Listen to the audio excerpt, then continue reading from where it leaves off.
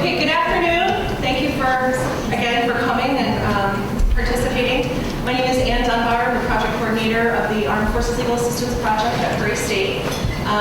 This is my second go around at Prairie State. I did about a 4.5-year stint with Christina Mahoney over at, Christina was my second supervisor over there, but I used to do child support cases with the Attorney General's office before I came here, and then I used to work at Prairie State before that. So I've got some experience with child support, and that rumor got out in my organization, and now everybody calls me with child support questions. But I think it's a really important topic, and I think it's hitting our clients pretty consistently. And I think it's a topic that a lot of people, a lot of practitioners aren't able to peek behind the curtain and kind of see how things work with HFS or with child support. And so I'm just really encouraged that everybody came today to engage in the topic and try to learn a little bit more about this topic that seems to hit a lot of our clients. So my topic today is, what is income and income withholding? In a perfect world, I probably would have gone first and then Jeremiah would have gone after me, but HFS needed to prepare or present in the morning, so I flipped over to the afternoon. So some of the relevant laws that I'll kind of touch on today is the USF-SPA, which is a federal law specifically addressing military retirement as assets and pensions, which are will always come up in a divorce case if somebody has that asset. Veterans benefits under Title 38, the Illinois Marriage and Dissolution of Marriage Act, and the Consumer Credit Protection Act, which is a federal law, and that covers income withholding notices. So when we're talking about, figuring out what a person's income and assets are for purposes of trying to set a child support order, some practical considerations you should always keep in mind when you're sitting down and talking to folks or negotiating with the other attorney. Obviously, the first question is, does this person who's going to end up paying, or actually both people, do they have sources of income? Jeremiah touched on this a little bit, but if the person doesn't presently have a source of income, it is completely fair ground to look into things like work history, education, criminal history, disability status to determine whether or not their present unemployment is a barrier that's just going to continue to be in place, or if this is just a temporary situation or something that can be overcome by a court order. Sometimes you just have conversations with how do you support yourself? Gary and I were talking this morning. I think one of the most obvious ones, and I think Jeremiah touched on it a little bit too, is smoking, right?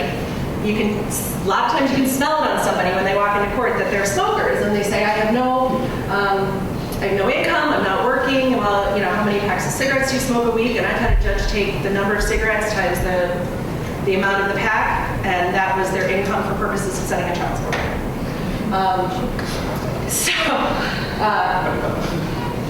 I'll get into some case law about does someone else support this person. There's actually quite a few cases out in Illinois of non-custodial parents living off of mom and dad and then coming to court and saying, well, I don't have any income. My parents pay all my bills. And it's fair game to say, well, that's a gift in kind. Let's put a value on that, and we're going to use that as your income for setting child support. And then my favorite, and in terms of social media, this is fun sometimes, are the hobbies, vices, and social media activity of the parents. Because you might have somebody coming to court saying, I have no money, I have, where's my slide? There we go. I have no money, but here's my Facebook page, right? I'm so behind in my child support, I can't even kick off, $10 to my kid for a bag of diapers, right? And, I had a case where I took a whole bunch of Facebook pages, pictures off of this guy's Facebook page because he did auto repair in his garage and he also did detailing. So he wanted to brag about the detailing jobs he could do. And he wanted other people to contact him for this cash job. Well, he came into court and said, I have no money, I can't find a job. So I just took his Facebook pictures and had him verify that that was him, that was the date he posted it, and this is what he said he did. Where did you get the money to pay for the paint? Did this person pay you as a customer? And the court imputed that as income. So social media can be a very powerful tool.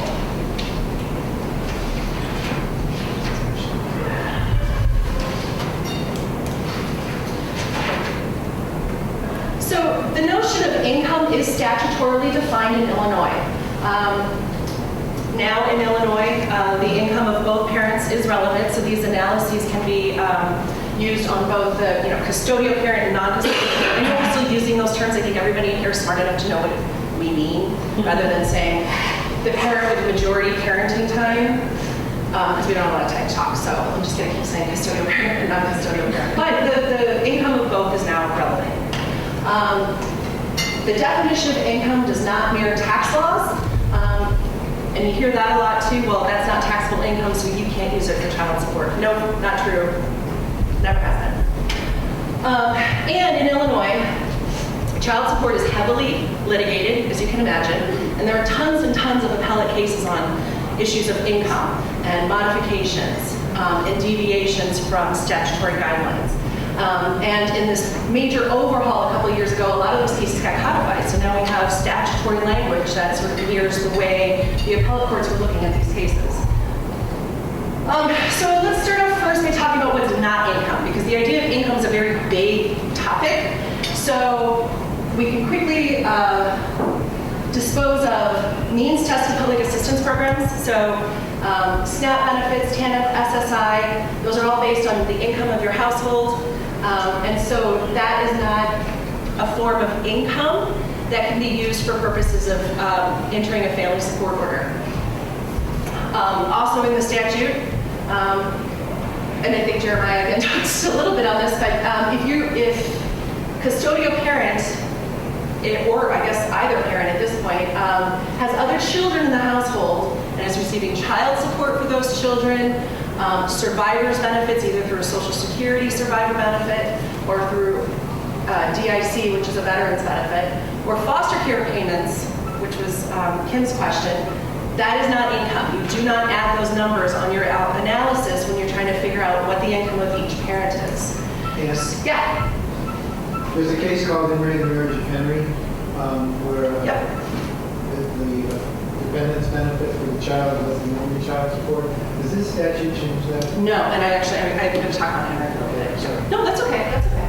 So for our veterans attorneys, these are the 2 points I would want you to walk away from, is that even though the statute, 505(3)(1) doesn't specifically say VA pension, VA pension is a federal program, but it's also a means-tested program. So it's for very, very low-income veterans that meet certain service requirements, and either are over age 60 or are living with a disability.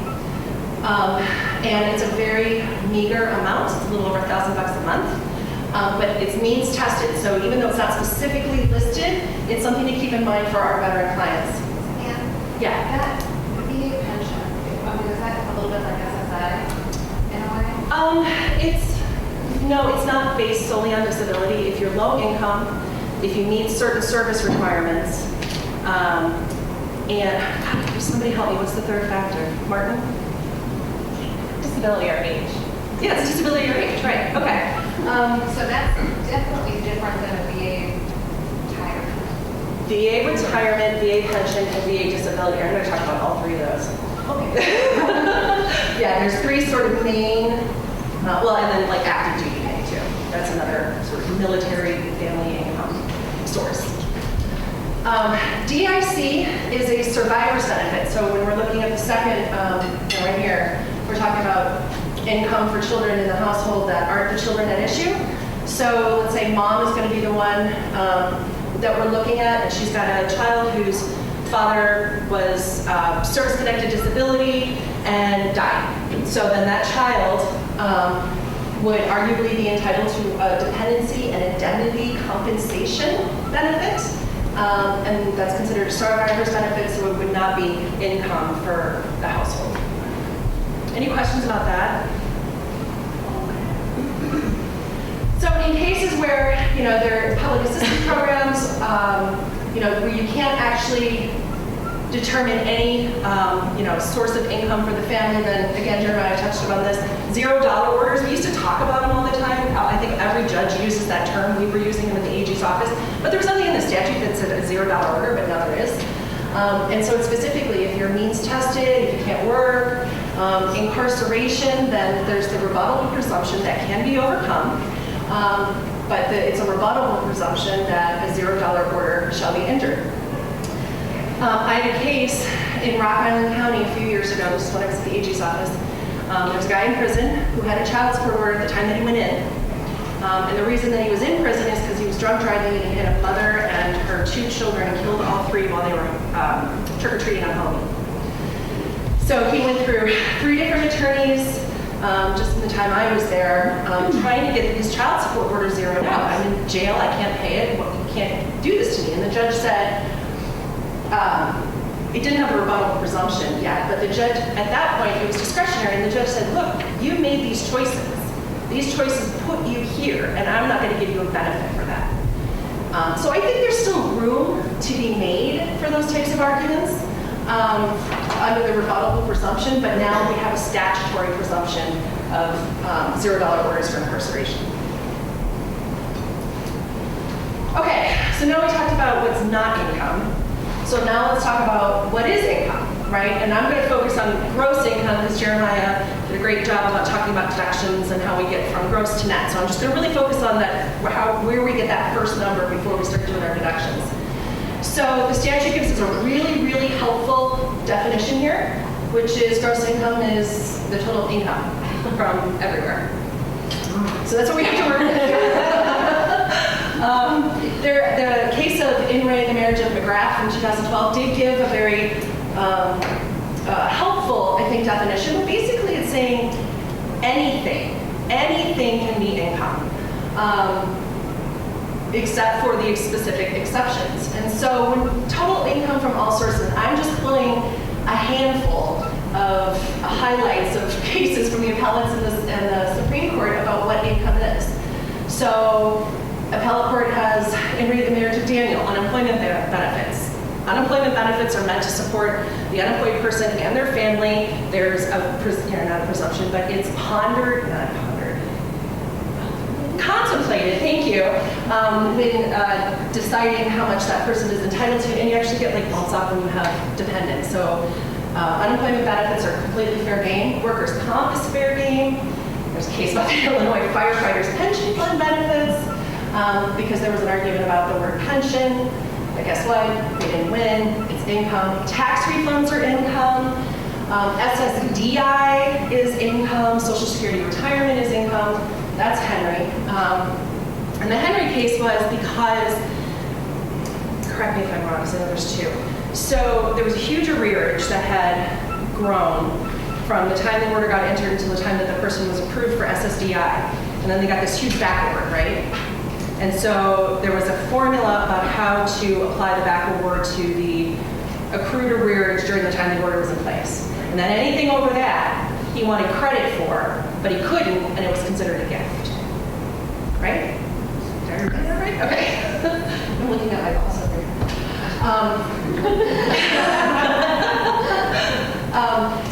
And then maintenance, which is now codified, but before, there were some arguments about whether or not maintenance should be considered income, and guess what? It went to the appellate court. The appellate court said yes, maintenance is income. And I know Jeremiah talked a little bit about how, we're going to, if we handle putting the numbers in the formula, but just, basically, it's included in the payee's gross income for purposes of calculating child support. It's deducted out of the payors, and it's added to the payees. So it's very good. So all income from all sources, per diems. So if you're a trucker, these are both trucker cases. If you're a trucker, you're usually like an independent contractor, and the company that you work for gives you money for your breakfast, lunch, and dinner, and they give you your gas reimbursement. And 2 different families ended up going through appellate courts on whether or not the $15, $20 a day that you get kicked for your meals is income. And what the court said was, if you didn't spend the money on your breakfast, lunch, and dinner, then it's income. So show us your receipts. Which makes it a very difficult process for a truck driver. Because if you're sitting in court, you're telling them for the first time that these per diems are actually really important, you probably should be keeping better track on how you're spending your money. Unless they can prove that they actually spent it on their intended cost, it becomes income as part of the calculation. So, for the practitioners that are counseling payors that may have this situation, keeping track of your money and keeping your receipts is super, super important. In re Muvela, in re marriage of Anderson, and in re the marriage of Rogers are all three cases where non-custodial parent was receiving lots and lots of gifts and non-repayment loans from their families, sort of being kept, not having to work, just getting money from mom and dad, going to court and saying, I can't pay child support, I don't have any income. And in all three cases, the court said, of course you have income, it's these gifts from your family that are keeping you alive and supported, and you should probably pay some of that to your kids. Non-repayment loans, I love that term. That's when attorney makes a very savvy argument about how this is not a gift from their mom and dad, this is just a loan. Well, unless you have some sort of documentation that says, this is a loan and this is how he's going to repay it back, and I acknowledge I owe my mom and dad this money, it's a gift and it's income. Any questions about that? All right, personal injury settlements. So personal injury settlements are broken up into, pain and suffering, lost wages, whatever. The Illinois Department of Public Aid, Jennings v. White case said that portion of your personal injury settlement that is reflective of the lost wages as a result of your injury is income for child support purposes. And then unreported income. I love this this case. Unreported income. So it's income, and we know you've got it, but we just don't have any way to prove that it's there. And so what the court in this case did, and I thought it was brilliant, is they looked at the spending of the payor versus the payor's actual income and said the discrepancy is so big here that there's got to be another source. It's probably drugs, but I don't know. And so the court said there's an unreported source you're not telling us about, your numbers don't add up, so I'm imputing that unreported source as I calculated as your income. And then they got hit with the child support order based on that. All sources. So for our veteran clients, military retirement is income. Under the former Spouses Relief Act, that federal law from the beginning, military retirement, what that federal law did is it gave state courts authority to treat a federal military retirement as an asset. So when you're doing a divorce case, state courts have the right under this federal law to look at the retirement as an asset to be distributed as part of the divorce, right? So there's rules about how long the marriage could be before the government can send that payment directly to the spouse, the ex-spouse. But even if you don't meet that, it's called the 10-10 rule. If you don't meet the 10-10 rule, it doesn't mean you don't get to distribute it as an asset. It just means direct payment can be available. But for child support purposes, military retirement, if you've got somebody who's got military retirement, you want to make sure that that is not being distributed as an asset. First, if it is, then you have to take out the asset distribution, and anything left over afterwards is income for child support. Military allowances. This one kills people. Military allowances. So you get your basic pay for being, active in the military. If you don't live in the barracks, then the military kicks you extra money. A BAH is a basic housing allowance, and that goes up with the number of dependents that you have. A BAS is a basic allowance for sustenance, so that's your food. FSA is family separation. So if you're being sent, you're being deployed or being stationed somewhere, and there's, for some reason your family's either not allowed to go with you or isn't coming with you, you may be eligible for an extra bump for being separated from your family. Hazard pay, if you're over in a war field or in a war theater, you get extra pay. It's like I think $500 a month or something. All of these additions on your basic pay are all income, all of it. One of my handouts on this income withholding, this one, the last 2 pages are the CFR for money that's subject to garnishment. And I apologize, I was going to try to highlight this, but if you flip over to the second to last page that's on the back here, where it starts at B. So for a personal service and an obligor in the armed forces. All of these are basic and allowances and bumps and bonuses that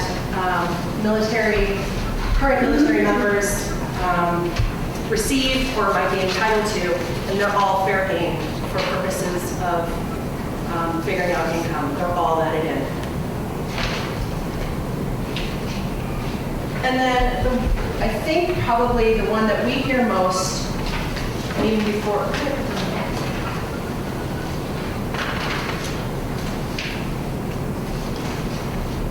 oh, here it is. Sorry.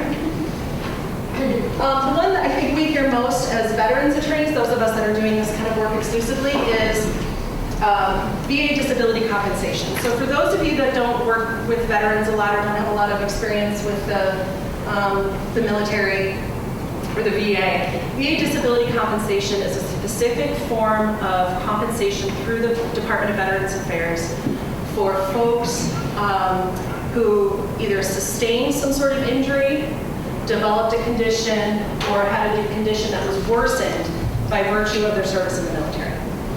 It is different from Social Security disability and SSI because they use the same sort of analysis. Social Security disability, SSI, that's an all or nothing program is how I like to say it. So you are either 100% disabled and you can't work, there's no substantial gainful activity that you can engage in, and so you are entitled to compensation because you are completely disabled. That is the Social Security version of disability. VA disability is its own beast. Your disability is compensated in increments of 10%. So your disability is rated in 10% increments based on how much that disability or worsened conditions has affected your ability to work. So VA compensation, we hear it all the time. I'm 100% rated, I'm 90% rated, but compensated at 100%. Those are because those folks have gone through medical analyses with the VA or with private doctors. You can submit private doctor records when you're applying for VA disability. And the VA has determined that based on this evidence and based on testimony, they've been 50% compromised in their ability to work because of an injury that they sustained while they were working or serving. VA disability compensation is not taxed. It is a tax-free benefit. And so this is where the disconnect comes in with our veteran clients is, well, if it's not taxed, it's not income, you can't use it.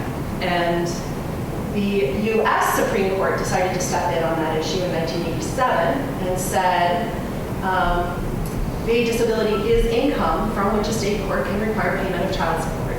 Boom. That should just put an end to it, right? But we had to keep revisiting it in Illinois. So in the marriage of Woshik, I think, I had to look this up, I think it's Woshik. VA disability is not property, it's not an asset. It's not like that military or retirement package. It's not an asset that you can split up at the end of a marriage. But if you're looking at maintenance and child support issues, it's totally fair game at 100%. You don't take any deductions out of it. It's total fair game. And ran the marriage of McGowan said those military allowances are income as well. And so I'll talk about 42 U.S.C. 659 for withholding from VA disability when I talk about withholding, because it's kind of a complicated scenario in itself. Any questions on any of this? Okay, so to Christina's question about different forms of income. So active duty, obviously we talked about the allowances plus the disposable income after taxes. They don't pay payroll taxes, right? Is it payroll taxes? They don't, but they pay federal? I don't remember. Okay. Active duty pay is subject to a withholding order. So you can issue a withholding order as a private citizen. You don't have to be HFS in order to do it. And you can send your withholding to DFAS, which is the Department of Financing and Accounting Services. Thank you. Always ask for their LES, which is their leave and earnings statement. That's going to show you not only their basic pay, but any allowances that they're getting, all of the deductions. Are they taking voluntary deductions for deferred compensation?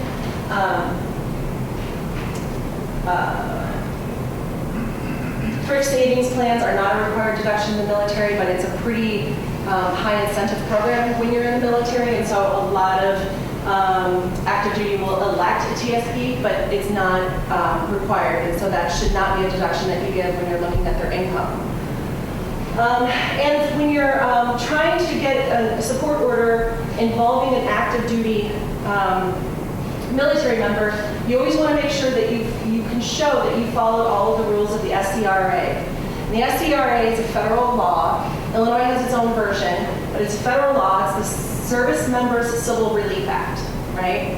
And this has been in place since, I want to say, World War I. After World War I, maybe it's World War II, I can't remember. Basically, it provides all of these protections from default judgments for active military personnel. So what led to this was, our armed forces were going and they were serving, and they would come home and there was a default order entered against them because there was a bowed service and blah, blah, blah. And so they were coming home to messes and debts and judgments being entered against them. And so what the SCRA says is that before you can default somebody who's active military, the court needs to appoint an attorney for them. That attorney will get in touch with the commanding officer, and the commanding officer has to either affirm or deny that this person is active duty and unable to participate in the court case. And if they are unable to participate in the court case and have some sort of defense or want to participate, the case can get continued every, I think, 90 days just to see how this person's coming along and their ability to show up to court.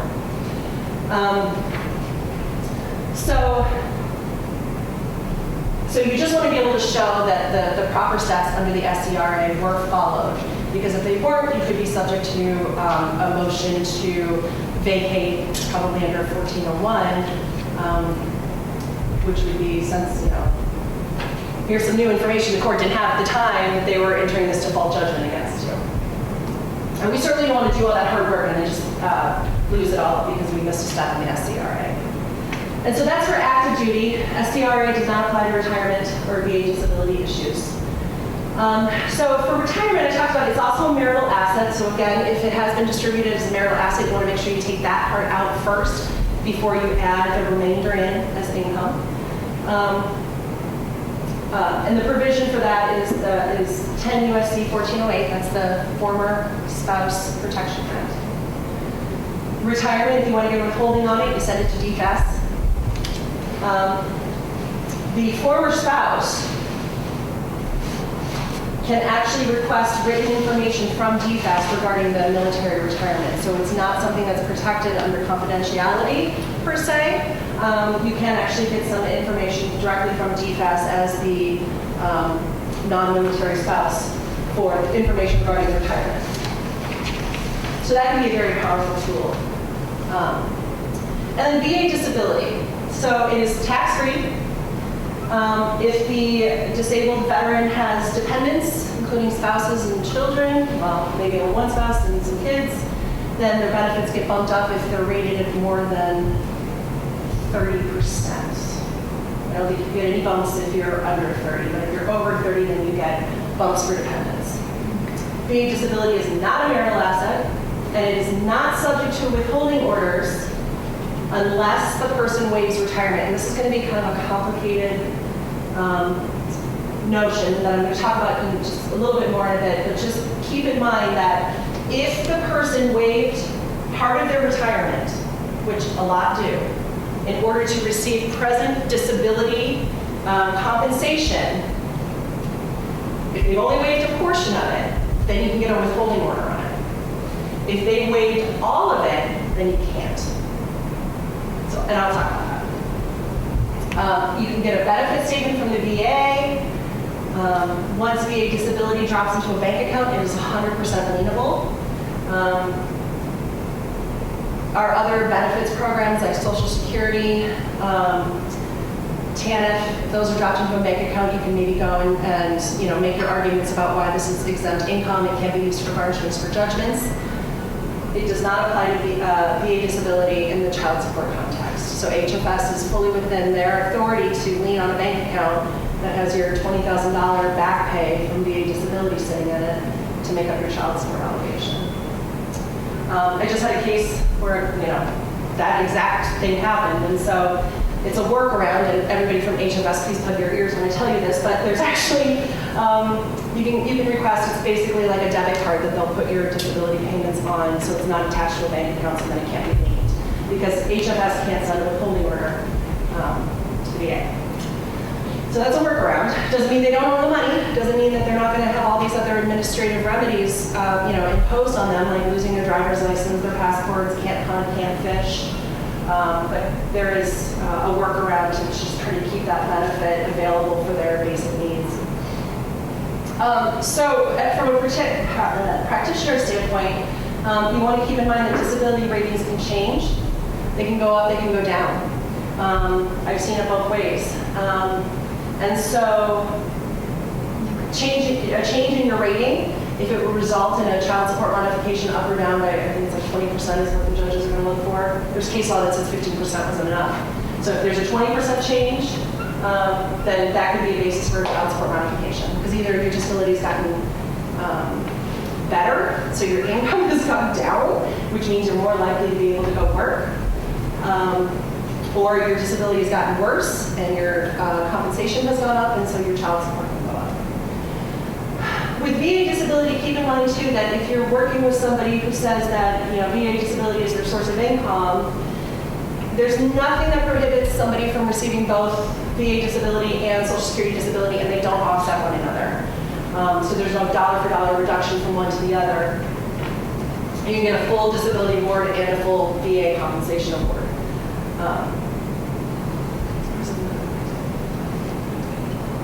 Okay, any questions about that?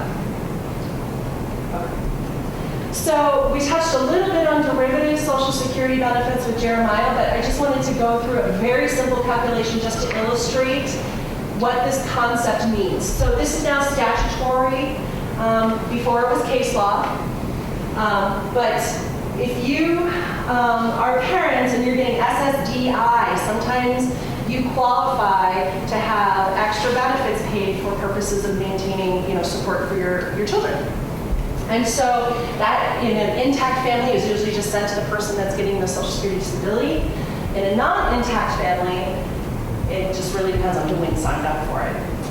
So most often what happens is it's the custodial parent that gets the money sent to them every month. But sometimes it's still attaching to the non-custodial parent's income, and they're still receiving the check even though nobody's told Social Security that they're not living together anymore.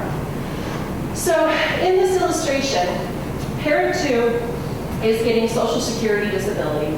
I'm just using even numbers, $1,000 a month. Parent 1 is also getting $1,000 a month in income.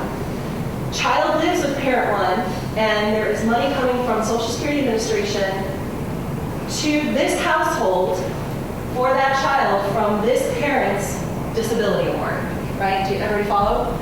So if you run this through the HFS calculator, your support obligation based on those numbers would be $185 a month, right? So that would be parent 2 paying parent 1 based on this outcome, $1,200 and $1,000. The support obligation would be $185 from here to there, comma, but.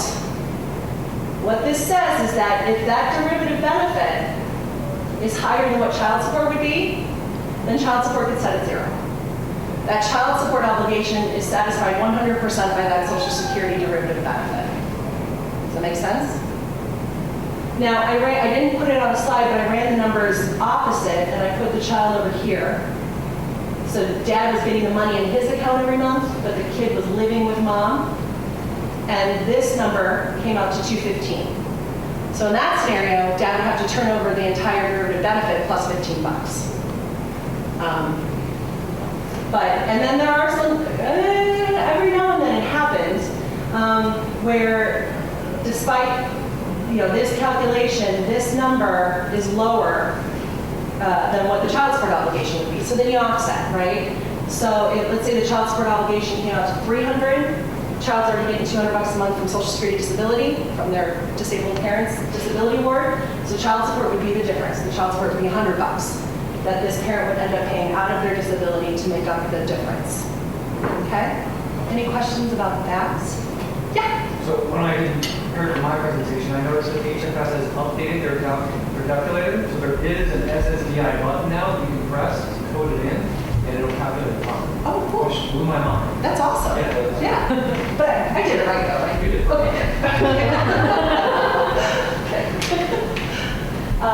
Okay, so that's derivative SSDI, which is now statutory, used to be case law. Okay, so then what else counts, right? So I think I've been through like everything I could think of, case law, just basic definitions. But sure enough, the statute in its update has given us even more opportunity to look for bases upon which child support can be, calculated. So, Jeremiah had talked about the voluntarily unemployed or underemployed. So you can base it on a determination of potential income.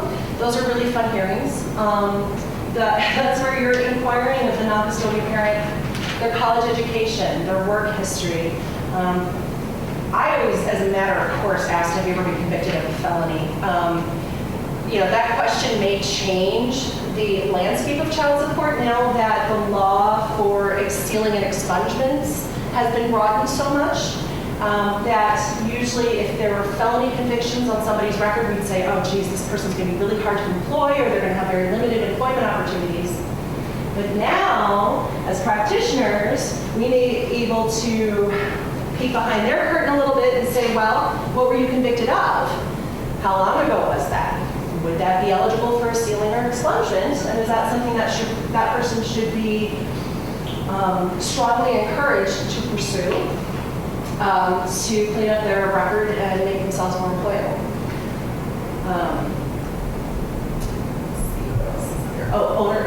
Jeremy talked about that stuff.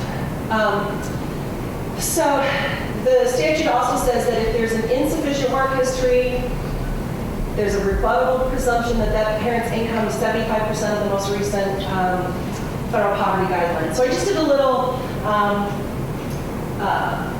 demonstration here.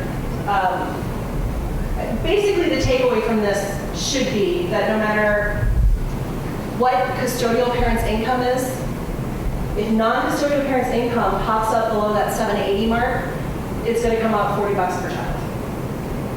It just is. Mom can make $10,000 and it's still going to be $40 per child. Any questions about that? All right. Underemployment, we talked about the minimum child support obligation of $40 per month. That is where the court might say, well, you may be working at Subway part-time, but you have a master's degree. And so I wonder why you're doing that. But in the meantime, I think, oops, wait.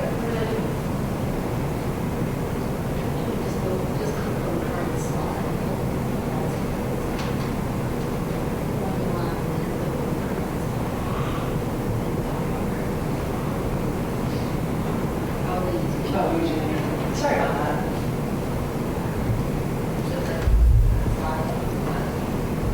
Thank you. And so with this underemployment, thanks, Zach. So with this underemployment, that maximum obligation of $120 per month be divided equally among all the off-the-board children. I had the exact same thought you did when I saw that. Like, well, how the heck are we going to ever, sometimes there's 4 or 5 different child support orders and they're in 4 or 5 different counties. How the heck is that going to work? And I agree with Jeremiah. That's the payors problem. Under the old statute, oftentimes, as the assistants were sitting in child support court meeting with folks, one of the questions is, do you have any other kids that you have a child support order on or that you're paying on? Yes, I'm paying for my 4-year-old. Well, this kid's 8. So I'm not giving you the deduction for the 4-year-old because the law says first family first, right? So the oldest kids get the first deduction. So I have to discount that child support for that 4-year-old, calculate the 8-year-old, and give them instructions to go to Ogle County and try to change that order. And I think it's going to be the same way here. I don't think that's going to be necessarily one circuit's responsibility to fix all of the child support orders. I really think it's going to be giving payors marching orders to go to these other courts and say, I maxed out, or I have $10 left, so this order has to be timed. It'll be interesting though, who knows? So reasonable needs of the child. This was always unheard. So reasonable needs of the child. So you file a case, The other parent gets served, they get defaulted because they don't show up, or they show up and they say, well, I'll come back with my pay stubs, and then you never hear from them again. You can't figure out where they're working. You can flip the script, and you can have mom testify about she's in soccer, she has asthma, you know, her school, I have to pay this much for her busing every month. These are the needs of my kid, and based on that information, the court can say, okay, well then I'm going to say he has to pay this much of it. So it doesn't actually depend on the non-custodial parent's income at all. I have not seen this under the new formula. Do you guys use this anymore now that you have to look at both parents? No. So how do you default? Well, Do you default to the $40 a month or? it depends. I mean, Yeah. It depends on whether or not, I mean, you can always get a lot of information from the custodial parent. If one custodian is not showing up in education concern. You know, we have knowledge of why that this is done. So we can follow up with some certain number. You know, and a lot of times, you know, like as I'm prepping my cases, if I don't see a history of employment, you know, I'll run a IDOC search or something like that. A lot of them have popped up in corrections. Yeah. So it's just a matter of prepping and what we can get. So This we is try kind of falling to- out of practice. Right, for default, and I know that that's kind of a phrase that we used in a long time ago in the past. It really isn't a basis for defaulting on child support. And, you know, we try very hard to find something that we can default on. Otherwise, if we have nothing at all, generally the fallback is the $40 a month. Yeah. And for a private practitioner, that's going to be even more difficult because we don't have access to that. Right, Yeah. exactly. Oh, and I just noted here that it's especially relevant in cases where the child has extra expenses. Now, there are separate parts of the statute that say that, you know, the law presumes that whatever number comes up under these guidelines is, you know, probably the right amount, the appropriate amount. But either parent can ask for what's called a deviation from statutory guidelines. And a deviation is where you say, Judge, yes, I understand that based on the math, this is what I'm supposed to pay, but here are all the reasons why I should pay less if you're the payor, or if you have the child in your care, you may have reasons why it should be more, right? And usually the cases where we were arguing for more than statutory guidelines were if the kid had like extraordinary health conditions. You know, that they're driving to Chicago every other week to take them to Lurie for, you know, treatment or something, and so they have all this gas that they have to pay for. And then downward deviations, those were really case specific. That is, you know, the judge is always going to have the parties fill out financial affidavits, which are those like 10-page, there's statewide forms on the Supreme Court website, to really take a look at where this person's money is going and why they should pay less than what the law presumes is the appropriate amount. And those were always a little harder, I think, for the non-custodial parents to win, but it happens. And there is a basis, you know, the law presumes that the guidelines are right, but you do have the right to go in and request a deviation hearing and have the judge hear, you know, all the reasons why you think this number's too high. Okay, so takeaway, we're running out of time. I'm good? Okay. So takeaways from the income thing is, for our veteran clients, VA disability compensation is income. Supreme Court has laid down the law. It's been over, you know, 30 years. And I still have conversations with people where I don't know where that message came from. I haven't been doing this long enough to know that, but it's out there. And a lot of our clients that are receiving disability compensation are just 100% sure that their disability compensation can't be touched. It may not be able to be touched, but it doesn't mean it can't be used to calculate child support. And that's the distinction that we have to make sure our clients understand, okay? Just because I can't get a withholding order on it doesn't mean I can't require that you pay every week to state disbursement center, okay? You always need to find out if they waived any portion of their military retirement if you want to look into whether or not you can get an income withholding notice. You know, again, even if they didn't meet the waiver requirement for being able to attach onto the wages and get that withholding notice, again, it doesn't mean it's not income. It just means that person needs to be told, you have to make your payment to the state disbursement unit. It is your responsibility and nobody else's. And if you don't do it, you could be subject to a contempt proceeding. And how do you figure out whether or not a paid or waived portion of military retirement is Yeah. to an event? So on that same handout, this one with income withholding, this is actually from the federal child support website. And it kind of lays out how to do it within the context of being a child support worker. But I looked at the rules and there's nothing that prohibits a private attorney from doing it.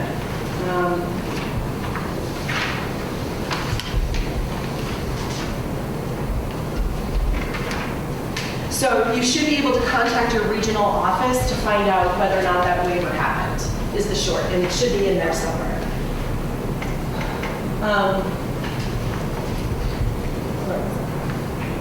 So takeaways, again, for our veteran clients or our active duty clients, those military allowances above and beyond basic pay are fair game. Child support does not require showing of actual earned income.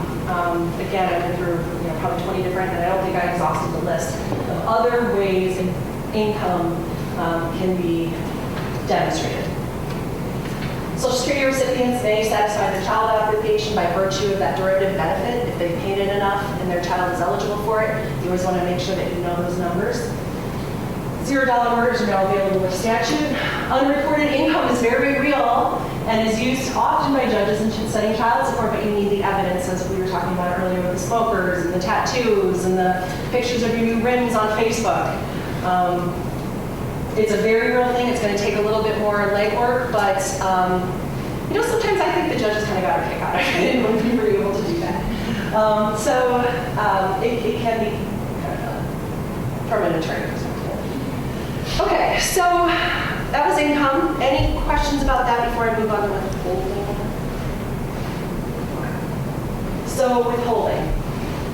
So under the Consumer Credit Protection Act, which is federal law, it's federal law, and applies to all withholding for family support in every state territory. Illinois has its own income withholding act.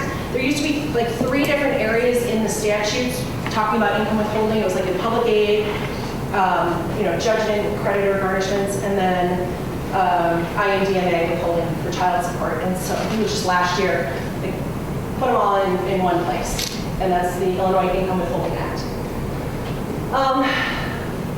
But from a federal perspective, this kind of sets the rules for all the states, right? So a withholding order, something to keep in mind from get-go on withholding orders is what a withholding order says is the court order, and then what maybe gets remitted under that court will not always be the same, right?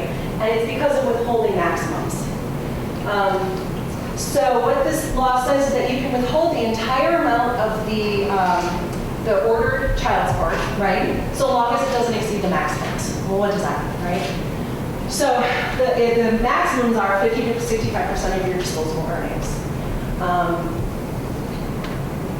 There are factors, and this is very simplified by the way, but there are factors to look at to figure out where within here you're coming in. 65% we usually saw on if your arrearage was 12 weeks or more overdue. If there's an accrued arrearage, you're going to hit that 65%. And that just means that the person has to be able to walk away with 35% of their earnings. So, especially in cases where that parent has multiple orders, right? Or they have a large order and now are working a lower income job. And the full amount of the child support order might be $500 a month, right? But the maximum withholding, the employer is only allowed to take out $400 because they hit their 65%. I'm just throwing out numbers. That doesn't mean that person doesn't owe that $100. And that's a big misconception too, okay? Our clients that are paying orders say, well, they're taking out of my check every week. How can I be behind?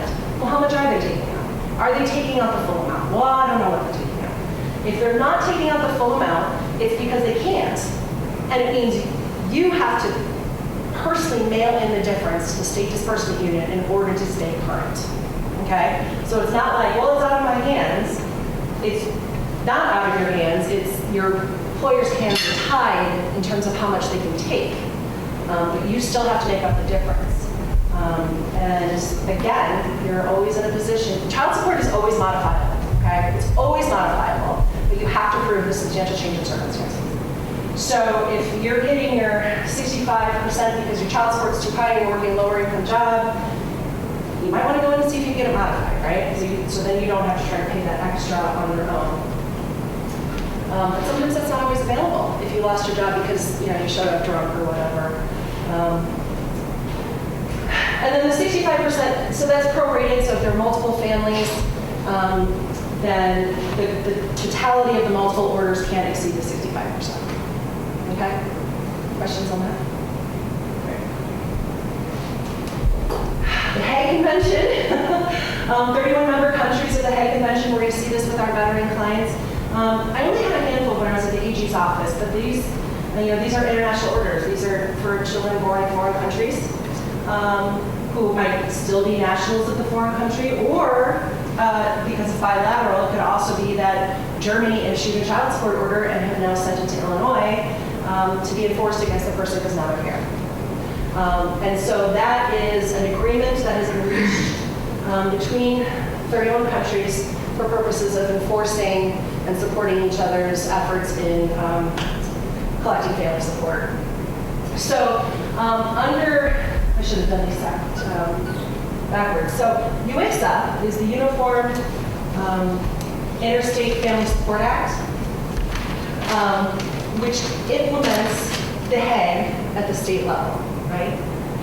So what this allows for is Germany can send their order, if it's certified, to Illinois and have it registered in Illinois, and then the Illinois courts will enforce the German order, right?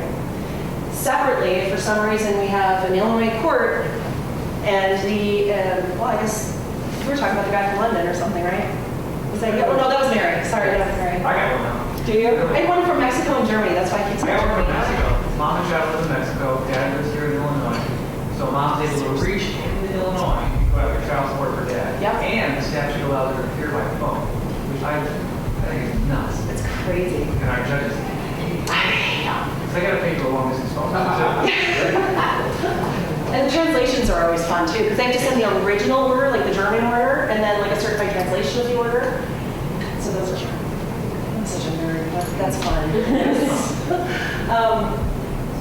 So once, if that order got registered in Illinois, German order comes to Illinois, guys working in Illinois, Heron is working in Illinois. Once it gets registered and there's no objection, then it becomes operational by Illinois law, and then withholding orders can be issued based on that registration, which is the enforcement. Questions about that? Okay, so V8, here's a waiver. Let's see if I can get through this getting tongue-tied. Okay, so the lower your rating is, the more likely you are to waive your retirement to get your disability presently, okay? So if your rating is below 50%, you're more likely to waive all of your retirement in order to get your compensation now, right? A big reason this is done is because military retirement is taxable and VA disability is not. If you're over 50%, you can elect to waive a portion, which means that at some point in the future, you'll be able to collect that unwaived portion in order to get current disability pay, if your rating's high enough, right? So what the law says, and I really am kind of at a loss to explain why, and maybe if I thought about it more, I'd come up with an answer, but what the law says, if your payor has waived just 15 or 5? 15. Oh, awesome, okay. Why would you assign? I don't know, ask about it anyway.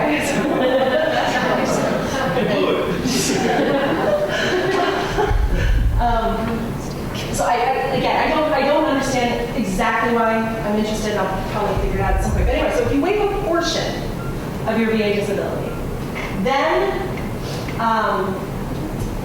you can send a withholding order to the VA, not DFAS, but the VA, because the VA oversees disability compensation, DFAS oversees active duty and retirement.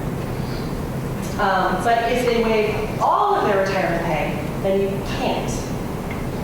So it's always a question you can ask if you don't think the person's being upfront with you. It sounds like, based on the information I found, you can call the regional office and they can tell you. But also you can kind of figure out based on their rating. You know, if they're rated high enough, the chances are that they probably only waived a portion. and then they would be garnishable. And private attorneys can send these garnishment orders. There's no requirement that HFS be the one, or that it be a child support agency that sends these withholding orders. They do recognize them from private attorneys. And again, VA disability is available for liens when it's deposited in a bank account, and that's in rate of marriage or Pope v. Oh, it's not Pop, it's Pope, I'm sorry. It's Pope v. Clifton. Which says once it's deposited in your bank, it's fair game. Please don't ask questions about this because I'm so heated about understanding it. Okay. Okay, so then, just like a cheat sheet here, if you're currently serving active or reserves, income withholding notices go to DFAST. If you're in a retirement status and you're getting income after that asset's been distributed, you send your income withholding notice to DFAST. If it's VA disability and they've waived part of their retirement pay, then you can send an income withholding notice to the VA, otherwise there's no withholding, right? And in any of these scenarios, if you're not getting payments, or even if you don't have a court order and you're not living with the person, you can always go for an apportionment. And I'm not going to go into, I'm not going to go into apportionment. I think that could be its own thing for an hour. But apportionment is if you have a veteran or an active duty or somebody retired who has a family support obligation either informally or by virtue of court order. And informally would be, we're still married, right? Because you have to be a current spouse in order to be able to elect these types of remedies. Or you could be a former spouse and have kids, right? But we're not living in an intact household, right? So there are two separate households between the veteran and where the kids are or the spouse. And either the non-custodial parent isn't providing money voluntarily, or there's a child support order and they're not able to enforce it for one reason or another through an income withholding order. You can apply for an apportionment, and that's also on that handout about income withholding. Applying for an apportionment through the VA. So you can go to a veteran service officer, and there's pretty much one in every county, and also the Department of Veterans Affairs, and ask for assistance in applying for an apportionment, which is where you're asking the VA to do a calculation and figure out, and also do an analysis about whether or not part of that award should just be sent directly to that family by the VA, as opposed to sent all to the recipient. Does that make sense? So what the VA is going to look at is, are they still married? Do they have legal children in common? And would apportioning this person's military benefit be an undue financial hardship? And they can take, I think, up to 50% for apportionments. So I don't know, I've never done one. I don't know if anybody here has ever applied for an apportionment before. Yeah? Yeah, I had several. Do you want to talk about it? Well, it's never guaranteed. Right. Factors into it. So I have one veteran who is current wife, and they're not divorced yet, got a very quick apportionment in about a month for appealing because he's also paying all his child support. And another veteran who filed for apportionment against her ex, who's a veteran, and she can't get anything. Right, because they're axed. Because they're divorced, right? Yeah, but that's not a requirement. It's just if he has a parental obligation. Oh, not okay, so needed. there's an order. Yeah, because they have kids, there's an order, then he's supposed to pay. Yeah. Unless it causes them hardship. Right. But so I've done them on both sides. It's never guaranteed. It's a challenge. But that's about the only way to get it. Yeah. It's good at it. Yeah. Try to get at it. So does that, I'm sorry, does Yeah. that mean the veteran's getting less money than they're entitled to because a portion of it is being given to the other spouse? Yes. Or is it an additional amount? Well, they're probably, depending on the rating, Okay. they're likely to be getting some enhancements because they have dependents. Okay, so they're getting money for the Yeah. but they're not paying. They're not giving it to They're their family. taking the dependent's allowance out and dropping. Yeah, or more. Or more, okay. Yeah. The dependence allowance really isn't that much for VA. It's certainly not 50% of the award, but it can be, it is 50%, I think, It right? can be up to that, I think is the max. 90? No, 50. Yes. Oh, Yeah, 50. I've got colds. Oh, okay. Really bad.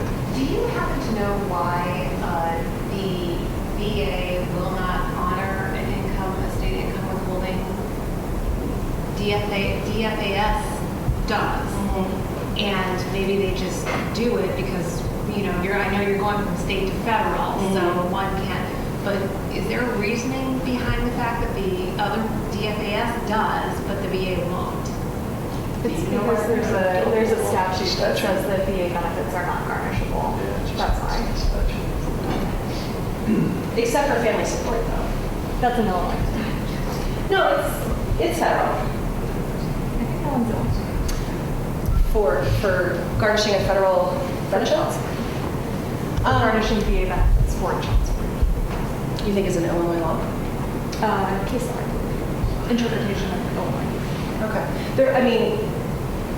I don't know because there is the Supreme Court case that says the same thing.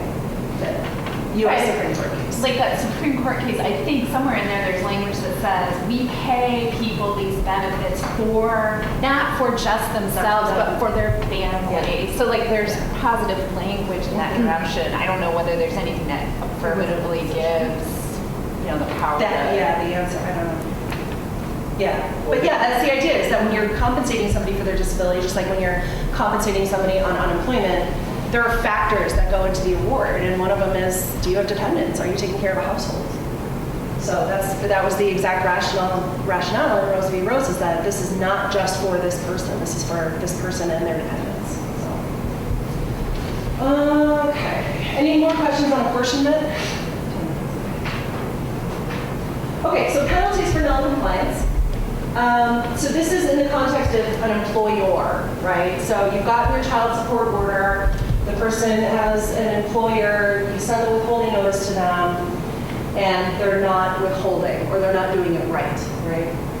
So first thing to keep in mind, if you ever have to call an employer and say, hey, what the heck, why are you doing this right? They might say, oh, you know, I've got these other judgments, and so I just figured it's the next one in line.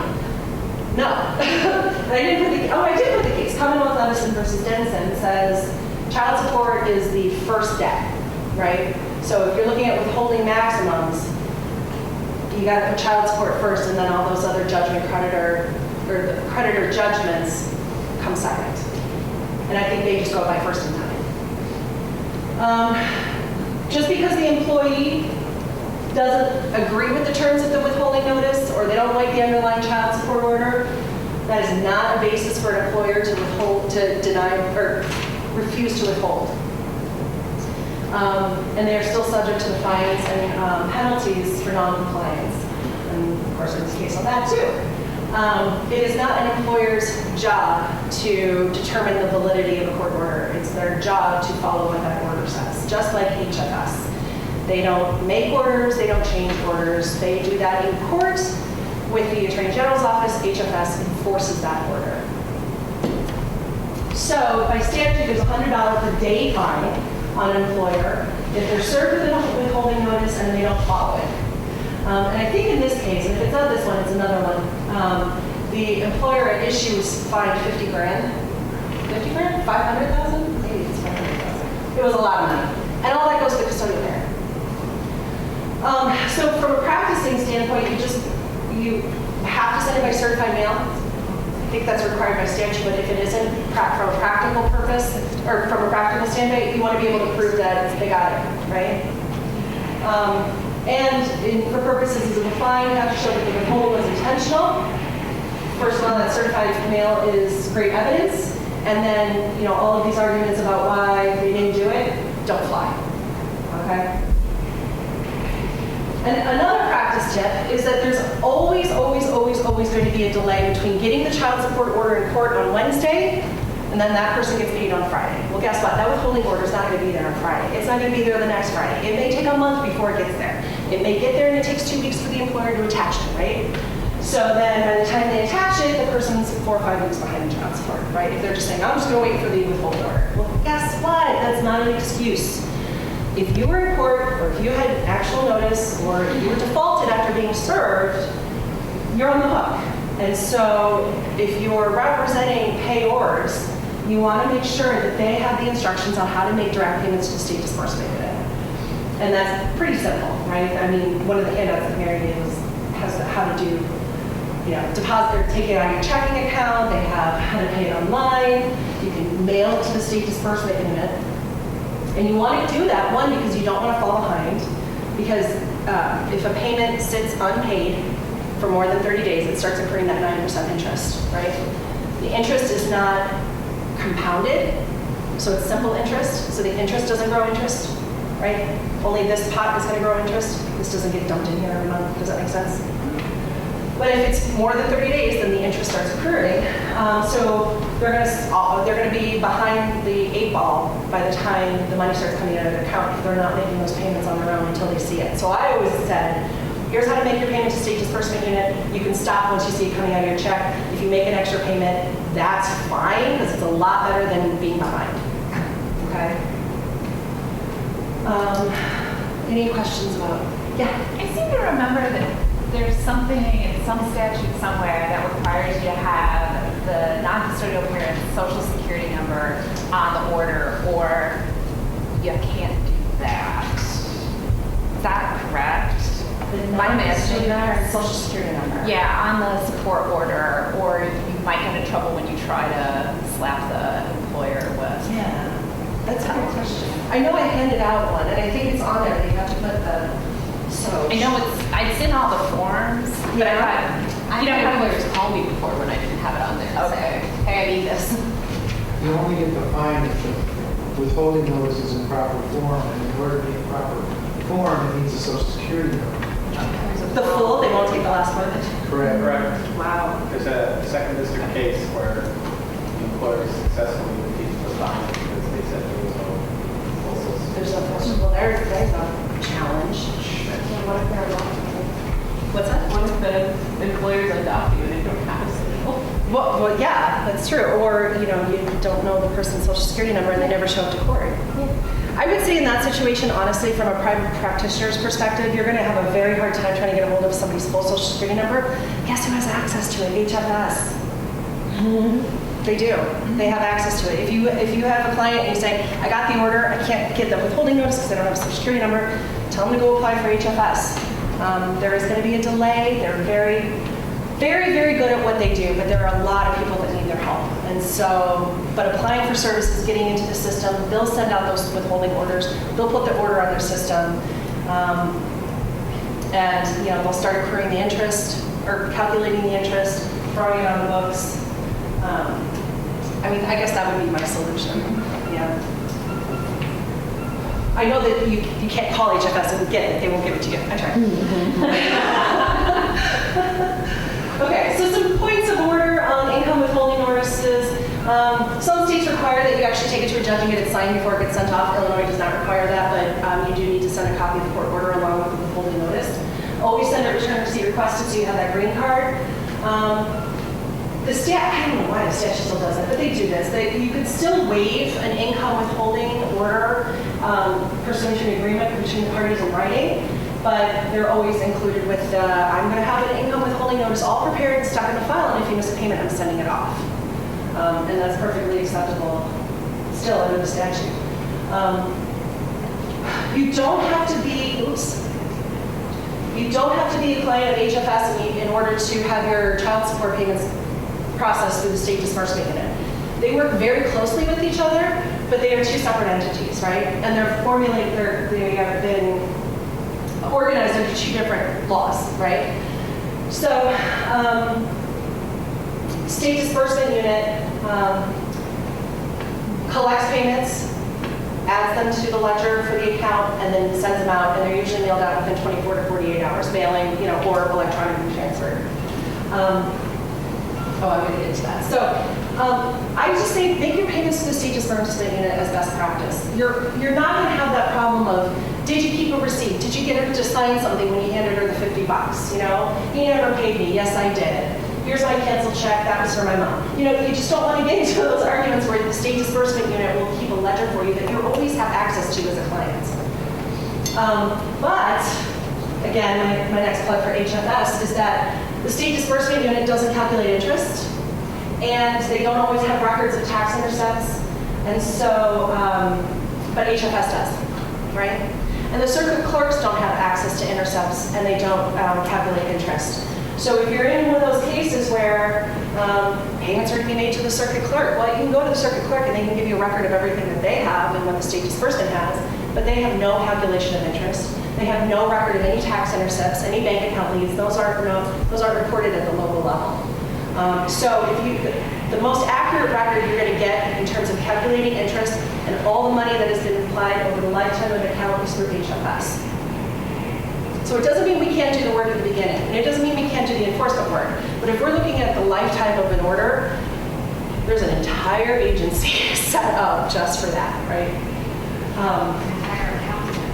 An entire accounting department. So yeah, and when I was working for the AG's office, we always had attorneys that come in. They were just down at the clerk's office, and I just got this printout. It only shows you $2,000 behind, and I'm showing no $15,000 behind because you have no interest accrued. And interest is compulsory, right? A judge can't waive it. A judge can't say, I'm not going to accrue interest on this case. They have to. It's by law, right? There's no waiver. The only person that can waive, even though I was never really comfortable with this, is the custodial parent, right? So if there's a huge balance, none of it's owed to the state, it's all owed to the custodial parent, that custodial parent has the right to say, I want to enforce this until the day I die, or I'll give them, partial credit, take off 50 grand, we'll go to court, enter the order, or just wipe the whole thing clean, right? And then finally, just real quick, so SDU will process alimony payments only if they're attached to a child support order. But if you have an alimony only order, state disbursement unit will they'll reject it. And Yeah. if the order started off as joint child support and then child ages out, will they still process the maintenance? God, I hope so, because I just had a case like this. I just sent it, and I'm just like hoping they don't notice, but they can reject it. If the state disbursement unit can determine with sufficient confidence that this is just an alimony only order, they reject it. And by rejecting it, they send the payment back to wherever the payment came from. Yeah. But they do slip through the cracks at all the time. Okay, so just big picture takeaways. Sources of income that are not garnishable do not mean support is not owed, and payable from that source by the payor. That would be the VA benefits, right? Always elect the SDU when it's feasible. These direct pay orders can just end up being very, very messy when it comes to enforcement and proving what the balance is. If you want really accurate record keeping of the intercepts, accruing interest, payments, engage the services of HFS. You're not required to. You're not even required to use the SDU, but these are tools that are available for our clients. There's always the delay between getting the order and when the payments are going to start coming out of your pay. And if we aren't advising our clients to make those payments on their own, they're going to be behind, and they're going to end up getting their taxes intercepted or something. Because income and withholding notices are not definitive on a non-compliance by payor. Actual notice is required for employer's liability, and foreign orders are enforceable. Okay. Thanks.